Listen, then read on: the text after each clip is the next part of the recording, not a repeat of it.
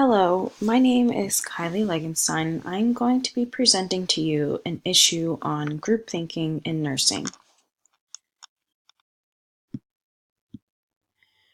Group thinking is a phenomenon where people tend to conform with group decisions to avoid feeling outcast, leading to errors in decision making. I thought this picture did a really good job explaining what the phenomenon of groupthink is. As you can see, everyone verbally says that they agree, yet in their head they all think it's a bad idea or they don't agree with the solution.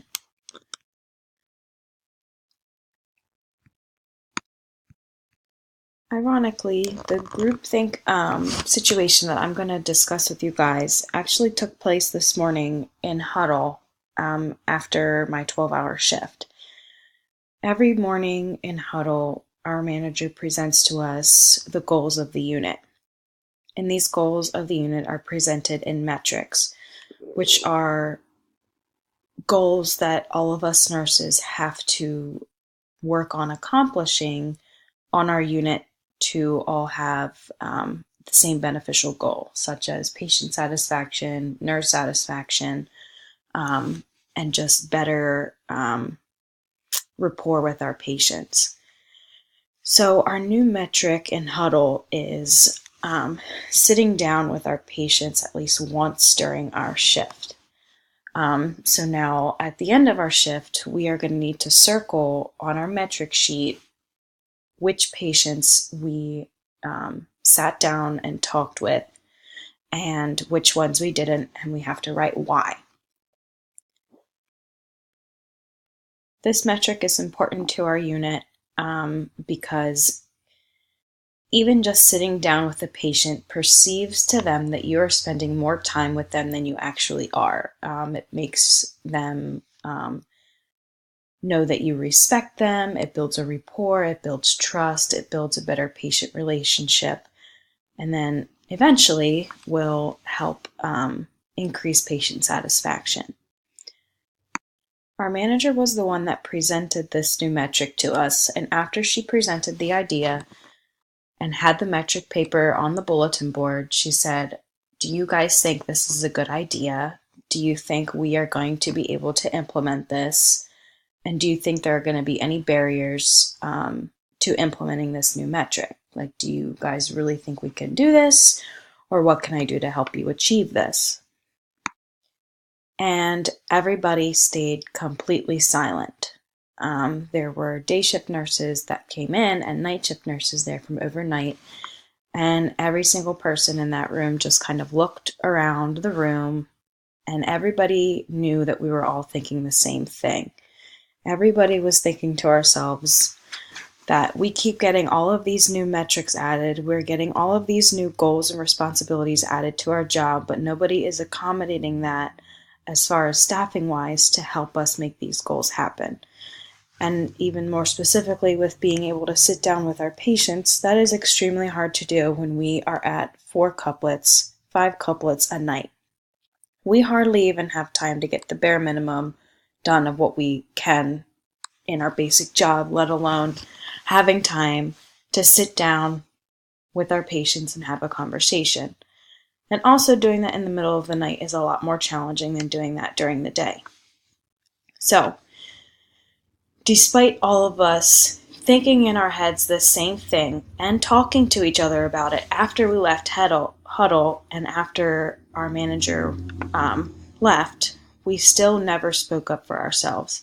Not a single person in that room opened their mouth and spoke up saying, "We would love to do this. We think we can implement this, but you need to give us better staffing in order to do so." This was our time to stick up for ourselves and prove in a way that we need more staffing in order to make all of these metrics work. But we just let that opportunity slip right out from underneath of us, and nobody said anything. So despite how we all felt, all of us just stood there and nodded our heads yes in agreement because she said, "So you guys agree?" And we all just nodded our heads because I don't think anybody wanted to, quite frankly, bring up that argument right now. So we all knew what we were thinking, but what our manager thought we were saying was that we agreed with it and that we thought it was a good metric and that we were able to do it because nobody spoke up and everybody just stood there, smiled, and nodded their heads. My role in this group thinking situation was that I was a follower along with everybody else. My coworkers and I all went along with the other group members, and we just all accepted the fact that we were all just nodding and saying yes instead of speaking up for ourselves. Instead of doing that, we should have spoken up. I should have broken the silence. I should have spoken my mind. I should have been a leader, and I should have helped motivate my coworkers that we should have taken that opportunity to speak up for ourselves. Some of the behaviors and feelings that happened in that situation were lack of respect, and I'll go back through these: powerlessness, lack of confidence, inability to be heard, hopelessness, feelings of having no voice, decreased motivation, fear of victimization, and avoidance of confrontation. Lack of respect was there because we feel that we have brought this situation up multiple times and nothing ever happens about it. Some of us newer nurses just feel that we don't have the power to bring up a situation so intense. And that also leads to the lack of the confidence in order to, stand up for ourselves in front of our manager and in front of our coworkers. We also feel that we have just like the inability to be heard because there's been time and time again where this issue has been brought up and no changes have been implemented. So that leads to feelings of hopelessness, not having a voice, decreased motivation, fear of being victimized by your coworkers. So if someone were to speak up, I think we were all just afraid of what would happen if somebody did speak up. And clearly, that situation, we all avoided that confrontation with our manager. So some of the warning signs were just the silence itself. All of us not being able to speak up is just a warning sign that there is not a good communication process between us and our manager as well as each other. I also think a warning sign was that there was a mutual, not a mutual understanding of goals. So we have to have a mutual understanding of goals in order to properly communicate and come out to a better decision. I think my manager's understanding of the goal was not as we perceived it to be. And that could be because we're the ones working on the floor and she doesn't really know what it's like. Or she just didn't see the staffing as a barrier to getting this metric done successfully. Another warning sign is that we keep getting these increased responsibilities and metrics, and like I said, we're getting no support in order to fulfill them. I also think another warning sign is the leader's commitment. So her commitment to us to make sure that we have that support in order to get these metrics fulfilled just seems like it's not there. So yes, in this situation, we all gave in to this pressure to conform. And this is, we gave in and we changed our perceptions and behaviors to match the attitudes and behaviors of the others around us. So because nobody else was saying anything, we all just said, okay, well, maybe we all should just keep our mouths shut. So we were wrapped up in the social influence. We were also fearful of not being accepted by our leaders and our coworkers if we did speak up for ourselves. We were afraid what they would think about us. And if someone was thinking differently, if someone really did think like this was a good idea, or if someone thought in their head, like had a whole script of what they thought they were going to say, but still gave into the pressure and still didn't speak up, they still therefore gave into that pressure to conform.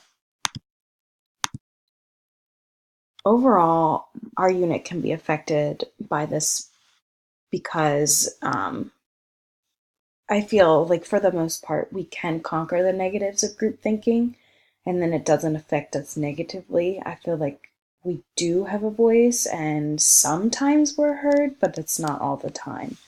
Um, Although, negatively speaking, sometimes it does lead to decreased patient satisfaction because we have the voice, but like I said, nothing is changed and we feel like we're not being heard.